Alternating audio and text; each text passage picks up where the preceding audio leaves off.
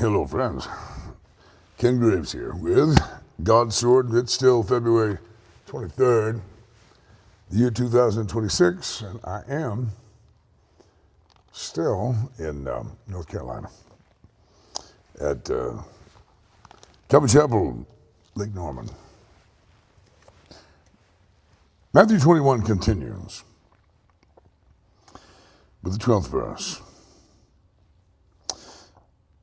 And Jesus entered the temple and drove out all those who were buying and selling in the temple, and overturned the tables of the money changers and the seats of those who were selling doves.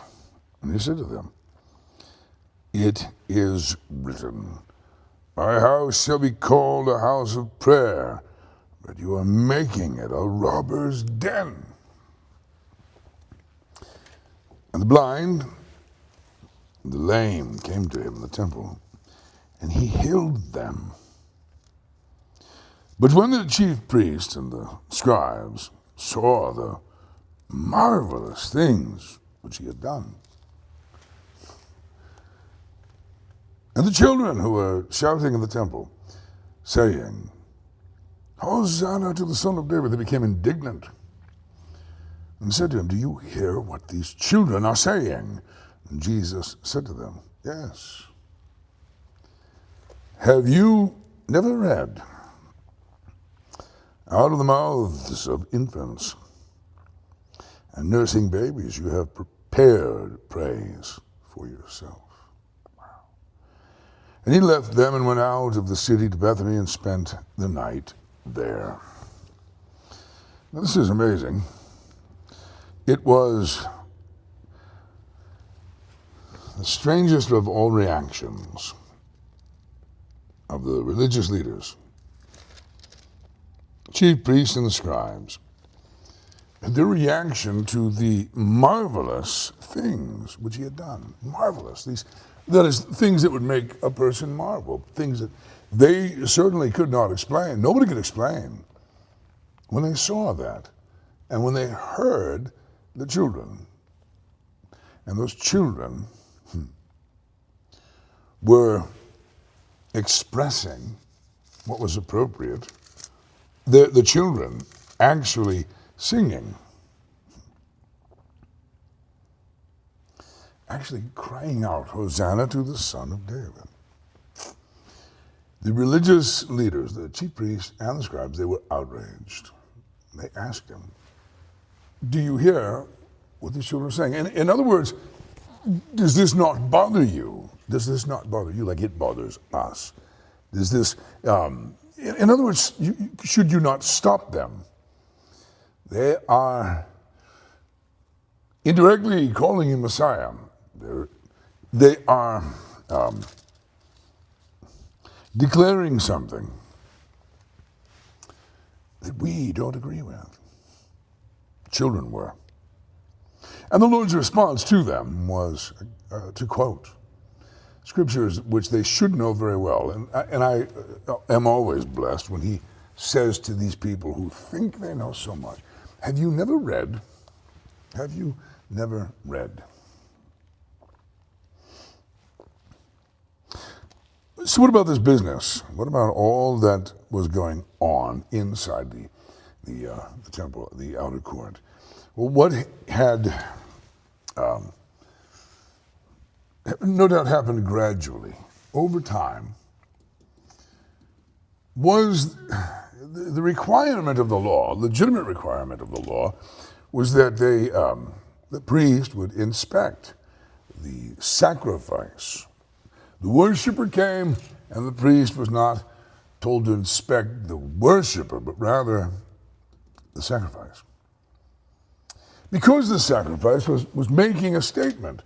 Substitutionary atonement was the concept, and the whole sacrificial system was ultimately about Christ.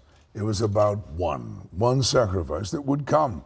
And that one sacrifice would be morally flawless, that he would be sinless and pure.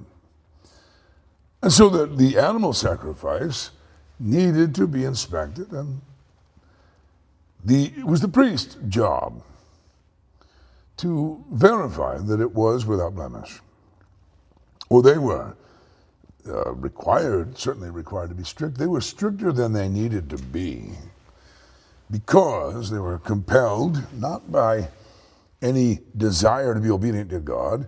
They were not compelled by any desire to make sure that this picture of the coming sacrifice be kept accurate. No, they were compelled by money, by their own greed.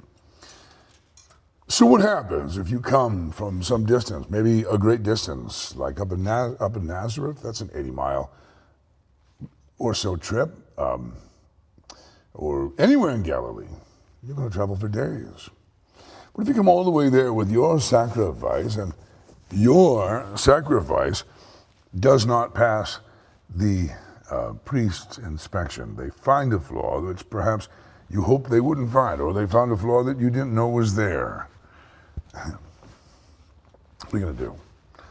Well, you've got to go and get another. You've got to return. You cannot offer what you brought. Therefore, you have to go and get another sacrifice. You've got to get another lamb. Well, as a convenience to you, as a service to you, the worshiper, they just happen to have sacrifices that already have been inspected. They've already got the seal. You don't have to take a chance on it. The priesthood has already approved these. They're available. Now, it will cost you more, but what do you want to do? You want to go all the way back to Nazareth? You want to go all the way back to Capernaum or one of those northern towns? It'll save you money, save you time. And it came, this grew to such a point that many people weren't even bringing their offering. They didn't even go through the hassle of bringing their sacrifice with them. They just bought one there, and they paid a premium, as you can imagine. And then add to that the money changers. So what's the deal with that? You cannot come and make an offering to God, to Yahweh, with what is an idol. You can't bring an idol. And essentially a Roman coin with Caesar's face on it. It's an image. It was forbidden.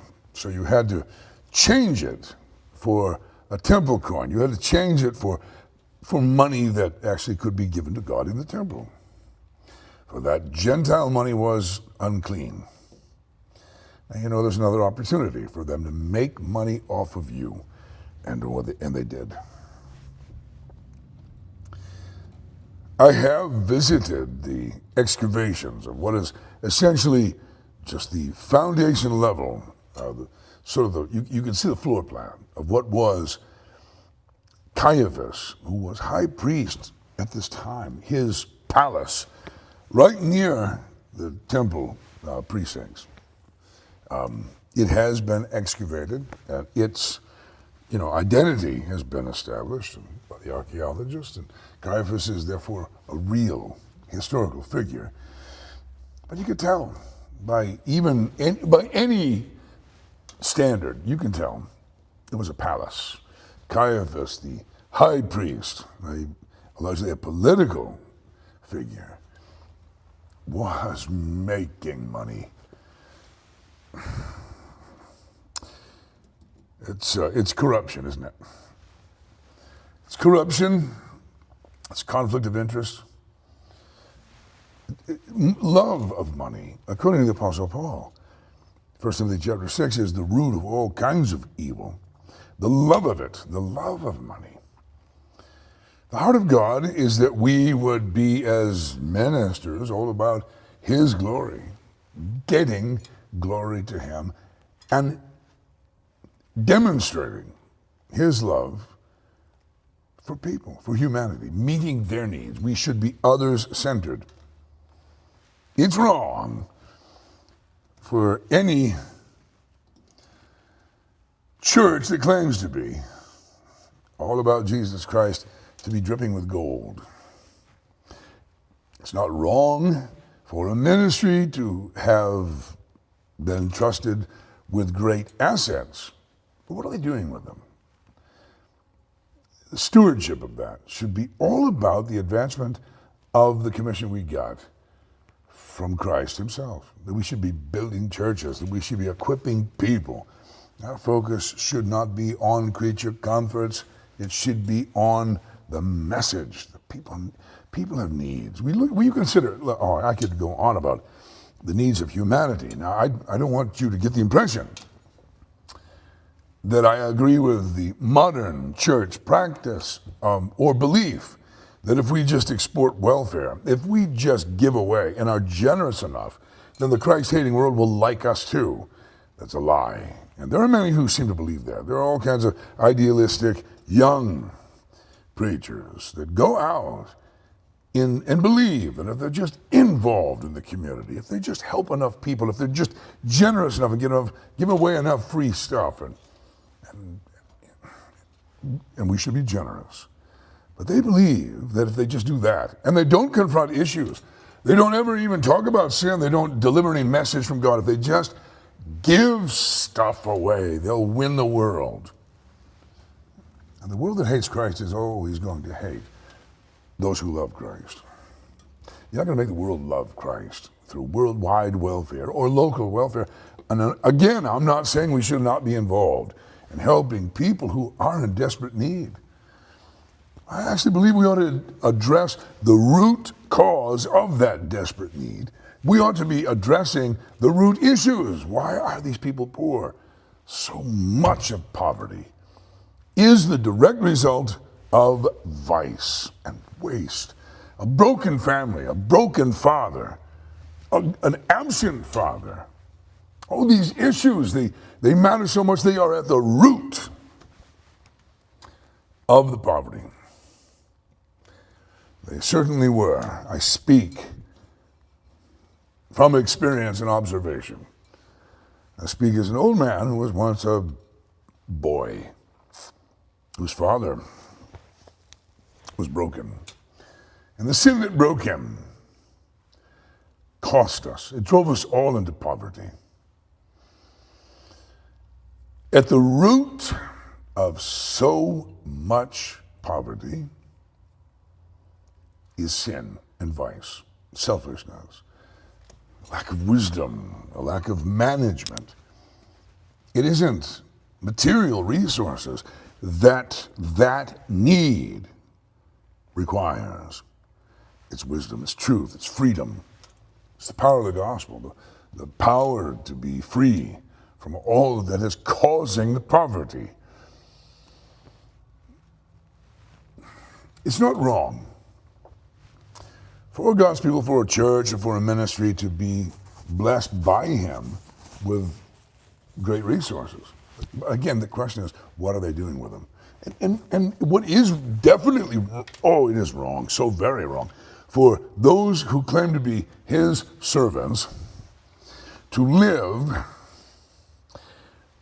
in conspicuous self-indulgence and even brag about it, because they think they're bragging about God and his power to create wealth.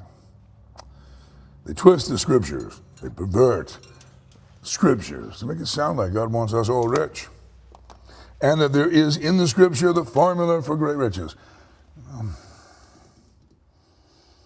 This is all a lie. Caiaphas was wealthy. How did he get wealthy? He exploited a circumstance. He exploited the people who have a desire to connect with God. There are many who are doing the same thing today. And the Lord, the same Lord, would overturn their tables.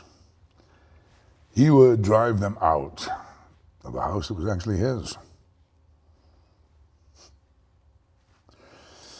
He overturned their tables. He overturned the seats of those who were selling doves.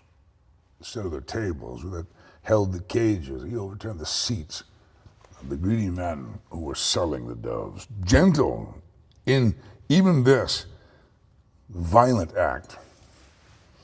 that he is flipping over furniture, driving animals out. John, in his account, as do the others, let us know that he made a whip. He made a whip of leather cords. Not a whip that would break the skin, but a whip that would hurt the feelings and move stupid beasts. Yeah. Men who acted like stupid, greedy beasts. But he doesn't knock over the tables with doves' cages, but rather the seats of those who sold them. He is not out of control. He's absolutely in control. And he is compelled by love, zeal for his Father's house. It was just so right that he should do this.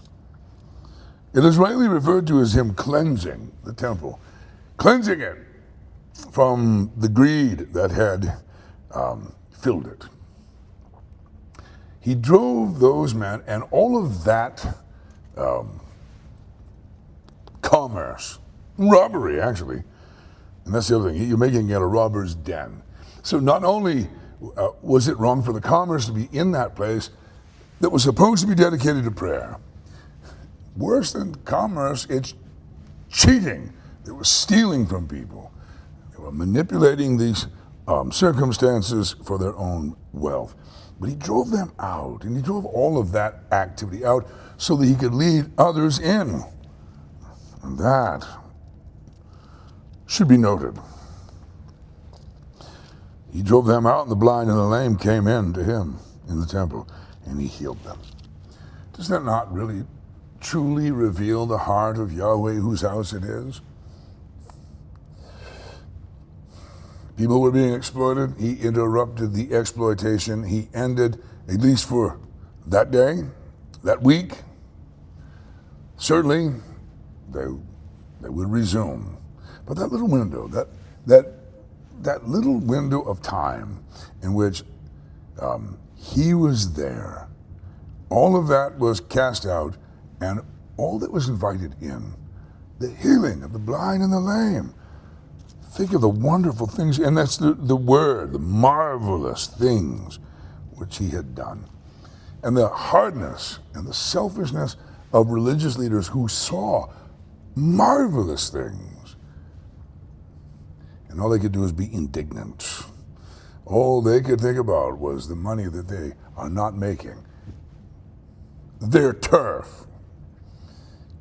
They believe it's their turf. But I don't know, if you're a fisherman, if you're a lobsterman off of our coast in the state of Maine, you fight over turf. You maintain this is your patch of the great sea, and it's yours by virtue of what? Seniority. You claimed it. You staked it out. This is where your lobster pots go, and you will fight, even with firearms, in order to maintain what is yours. You want somebody moving in on your turf.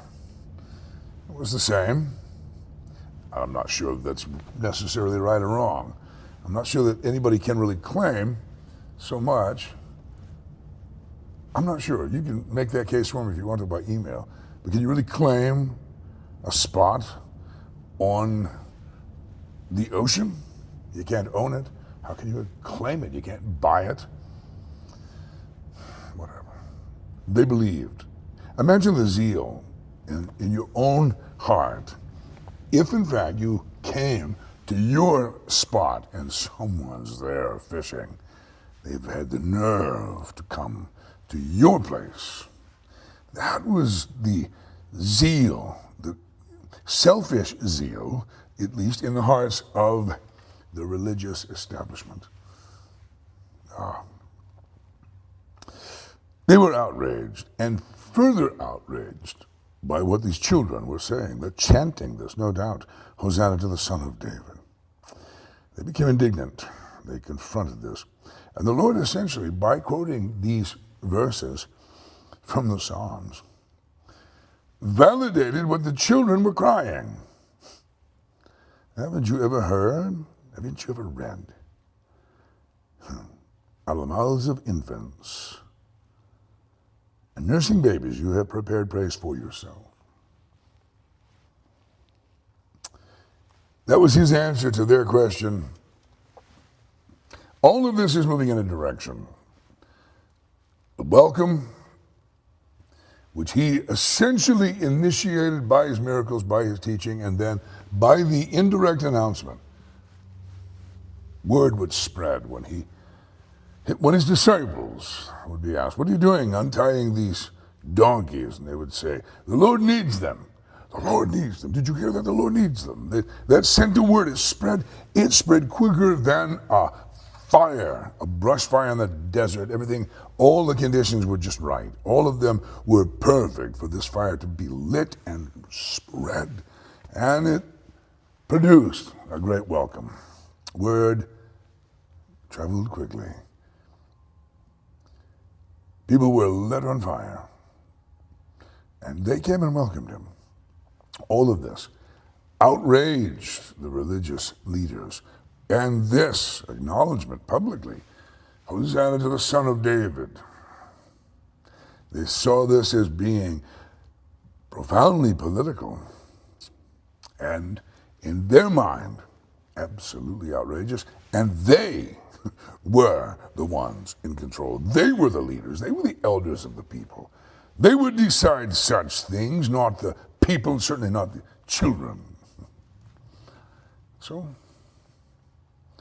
the Lord is moving, and he is in control, and he is on his way to the very death, the very sacrificial death that these men would play a part in. Well, we'll continue from the 18th verse in our next study. Thank you for taking the time to follow along, and grace and peace to you.